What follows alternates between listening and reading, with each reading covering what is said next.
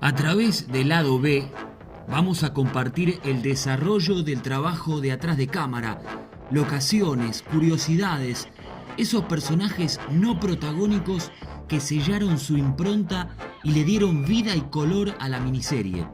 Y además, uno de los puntos más fuertes que ha tenido la miniserie, su musicalización.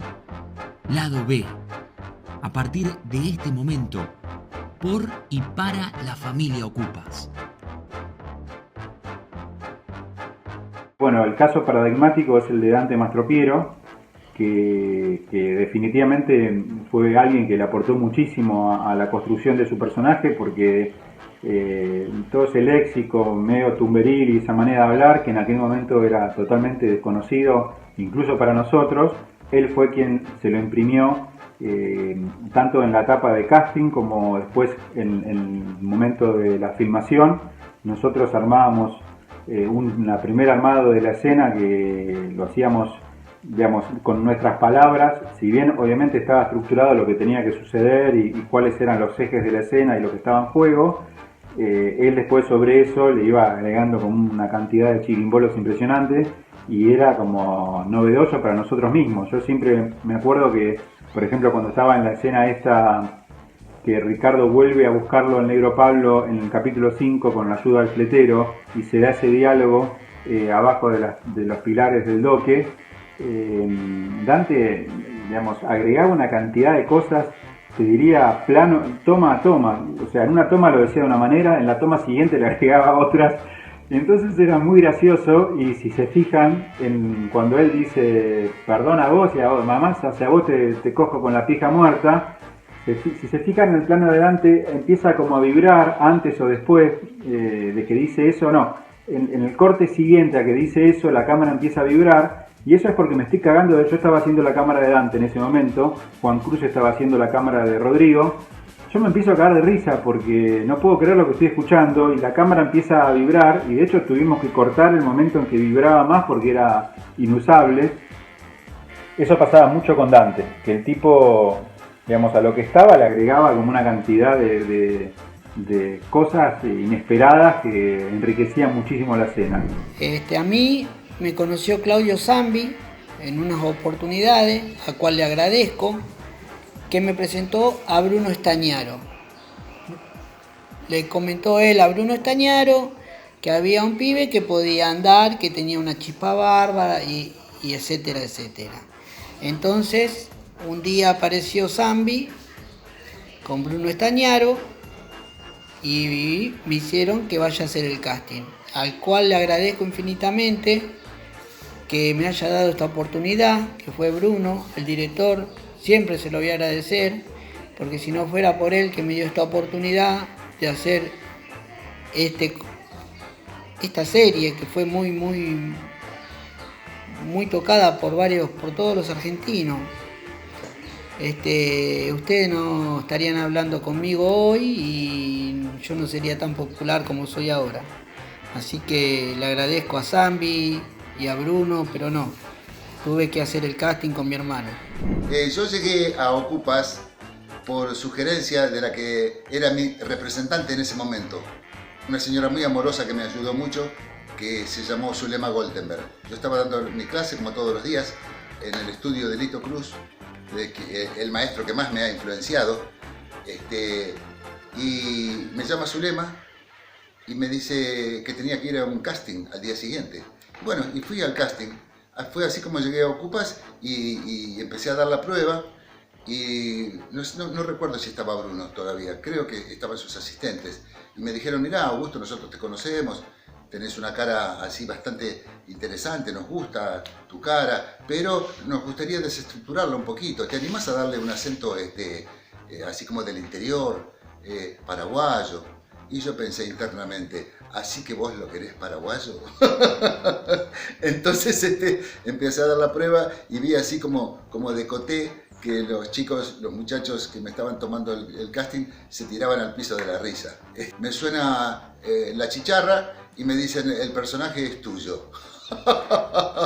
Me bajé en una plaza y me empecé a reír, empecé a gritar, empecé a decir, vamos, negro, carajo. En el año 99 hago un casting para un comercial de Renault Clio. Voy a ese casting, me dan un broche, me hace interpretar un personaje de un chorro, un pendejito ahí que iba a robarle a uno de los protagonistas del comercial.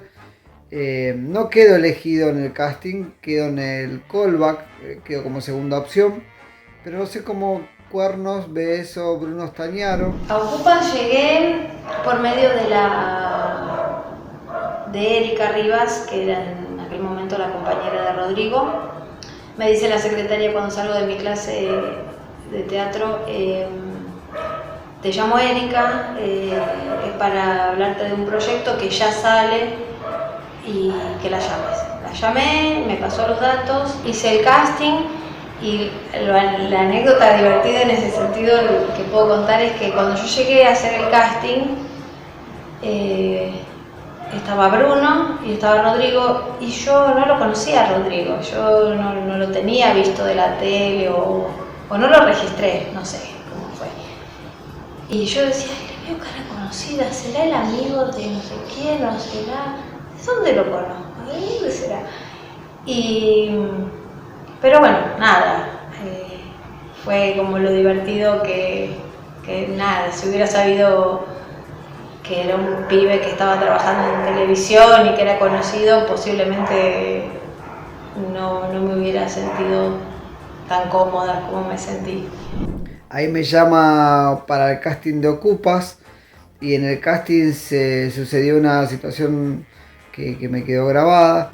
Fueron pocas consignas, estaba en el casting, me acuerdo, Bruno Stagnaro, Matías Stagnaro y Federico Najjovic. Me explica la situación, que yo era el pendejo, o sea, el más joven de una banda, el más joven quizá de toda la serie, pero que no por eso no tenía personalidad, el pendejo se la aguantaba.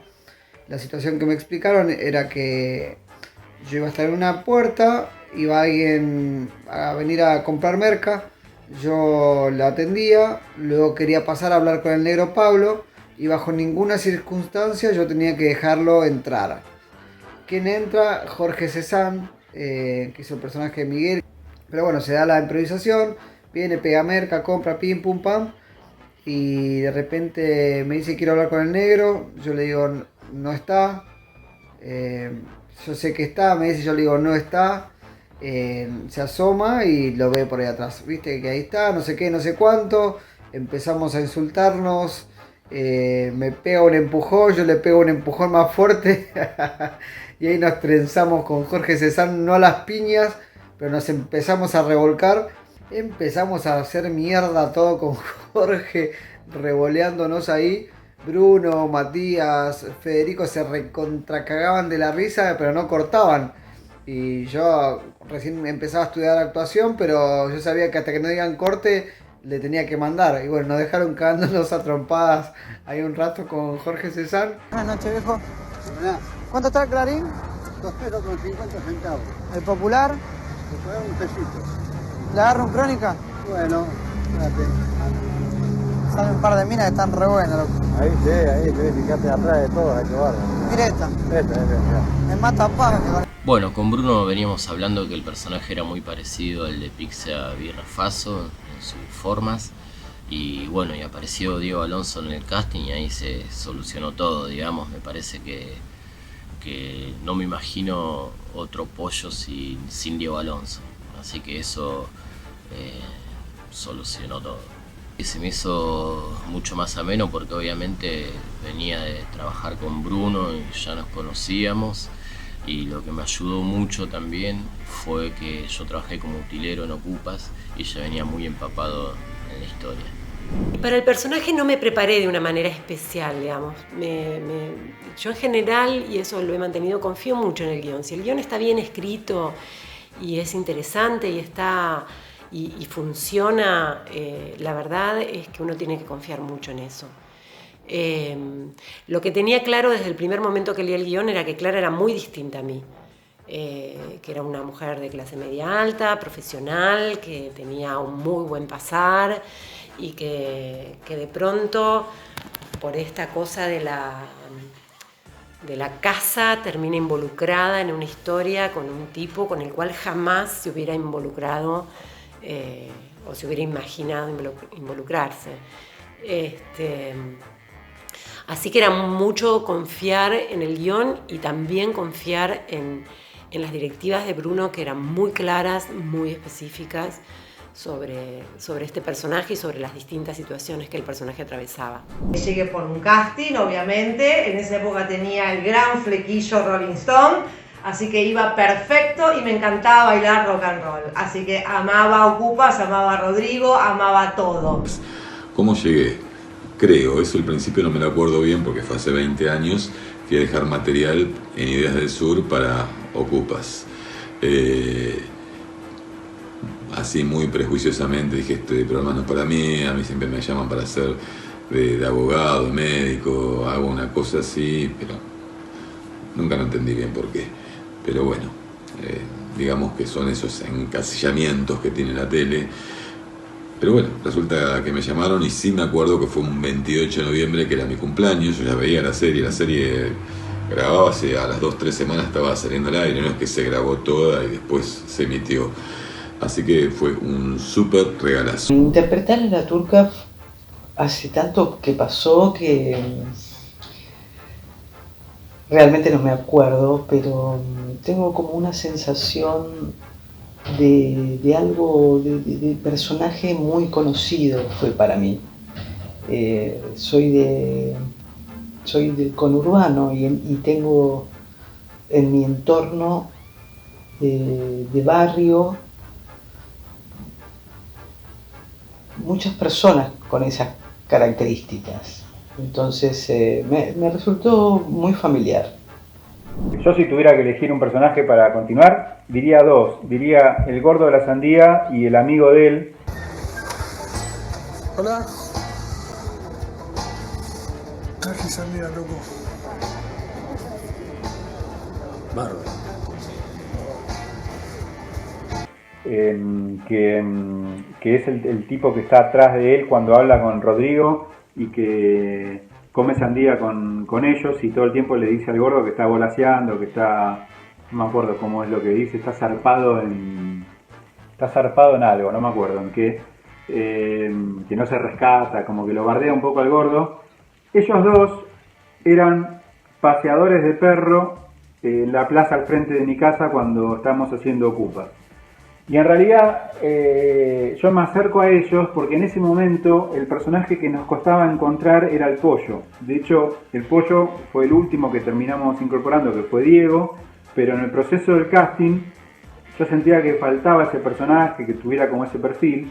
Y yo me acerco yo no tenía perro, pero me acerco a ellos porque Hernán, si no recuerdo mal, se llamaba el otro, no el gordo de la sandía, era paseador de perros junto con el gordo de la sandía. Entonces me acerco para convocarlo a Hernán para hacerle alguna prueba para el Pollo y después termina no quedando Hernán como Pollo, pero terminan quedando los dos en esta escena de la fiesta del capítulo 10 en donde incorporamos el personaje del gordo de la sandía. Entonces me parece que ellos dos tienen como una dinámica medio interesante que hubiera podido ser un buen spin-off de la serie. De todas maneras es cierto que el gordo termina muriendo al toque, ¿no? Pero bueno, sería como un spin-off hacia el pasado.